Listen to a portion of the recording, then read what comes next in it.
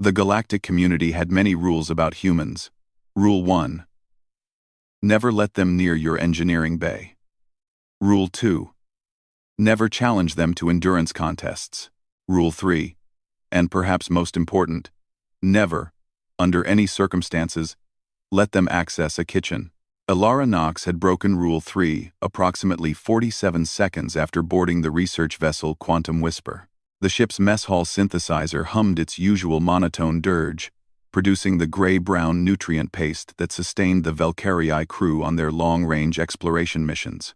Ilara stared at the gelatinous cube on her tray with the kind of soul-deep exhaustion that came from 6 months of eating what essentially amounted to edible concrete. "That's it," she muttered, pushing away from the table. "I'm cooking."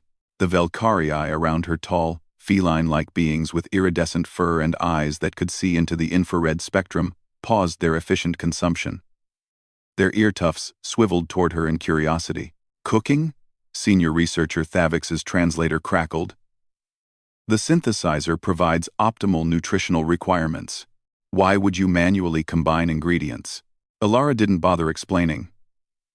Humans had tried for decades to make aliens understand the concept of cuisine, of food as culture and comfort, rather than mere fuel.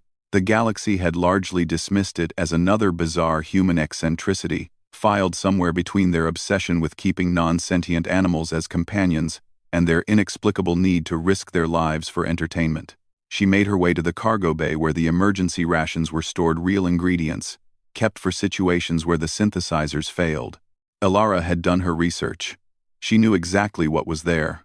20 minutes later, she'd commandeered a corner of the chemical analysis lab, repurposed a heating element, and was sautéing onions and garlic in a makeshift pan. The smell hit the ventilation system like a supernova. Ruin was in the junior researcher's quarters when it happened. The cub barely passed his first molting. His fur still carrying the downy softness of youth, had been reviewing stellar cartography data when his nostrils flared. His pupils dilated to perfect circles. Every instinct in his Valkyrie biology screamed food. Not nutrient paste, not sustenance. Food. Real. Actual. Honest. To the stars, food that made his mouth water, and his stomach clench with a hunger he hadn't known existed. He wasn't alone.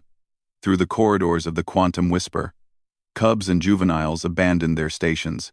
They moved as if pulled by invisible strings, clutching bowls, plates, anything that could hold food. The older Valkyrie watched in bewilderment as their youth marched with singular purpose toward the source of the smell. Alara had just finished plating her meal, a simple chicken stir-fry with vegetables and rice. Nothing fancy when she heard the sound. A soft padding of feet. Many feet. She turned to find 12 Valkyrie cubs standing in the doorway of the lab, arranged in a neat semicircle. Each held a bowl. Each stared at her with eyes that had gone from their usual sharp intelligence to something much more primal. Ruin stood at the front, his bowl held in both paws, his tail swishing with barely contained excitement. "Is that," he began, his translator struggling with the word, "is that food?" Ilara blinked. Yes?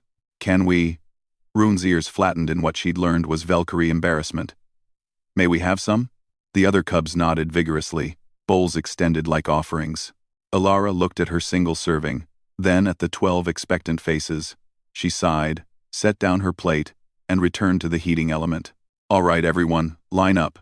This is going to take a few batches." The cubs' joy was palpable. They organized themselves with military precision, waiting as Alara cooked batch after batch of stir-fry. When she served the first group, their reactions made every moment worth it. Rune took his first bite, and his eyes went wide. His fur stood on end. A purr rumbled from his chest, so loud it rattled the lab equipment. "By the eternal nebula," he whispered. "This is what food is supposed to be." The other cubs were having similar revelations. One sat down heavily, staring at her bowl, as if it contained the secrets of the universe. Another began to cry, overwhelmed by flavors his taste buds had never experienced. "The texture." One cub breathed. "It has texture. Different textures. And the heat," another added. "Not just temperature, but spice." Alara supplied, smiling despite herself. That's what we call it. Spice. By the time senior researcher Thavix arrived to investigate why half the junior staff had abandoned their posts, he found his lab transformed into an impromptu mess hall. Cubs sat in clusters, savoring their bowls, comparing notes on flavors with the seriousness of scientists making groundbreaking discoveries. Rune approached him, bowl still in paws, rice clinging to his whiskers. "Sir," the cub said solemnly, "I regret to inform you that I can never eat synthesizer paste again. I have seen the truth, and the truth is delicious." Thavix's ear tufts flattened. "Researcher Knox, what have you done?" Alara shrugged, stirring another batch. "I made dinner." They asked nicely. "You've corrupted an entire generation of our youth." "I gave them stir-fry. There's a difference." One of the cubs tugged on Thavix's sleeve. "Try it, sir, please. Just one bite." The senior researcher looked ready to refuse, to lecture about protocols and proper nutrition and the chaos humans inevitably brought to ordered systems. But the cub's eyes were so hopeful, and the smell was rather extraordinary, and Thavix took the offered bowl. One bite later, he was sitting on the floor next to Ruan, his own purr joining the chorus. "This is a disaster," he mumbled around another mouthful. "The Oversight Committee will never approve this. The chaos this will cause to shipboard protocols." "But you'll try?" Alara asked.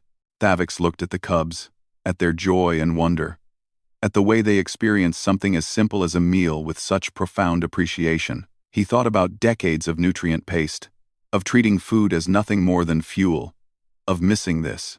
"I'll try," he conceded. "But you're teaching me how to make this." Rune's tail swished excitedly. "Can we have lessons too?"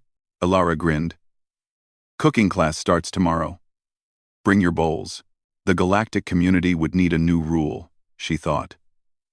And maybe, just maybe, that wasn't such a bad thing.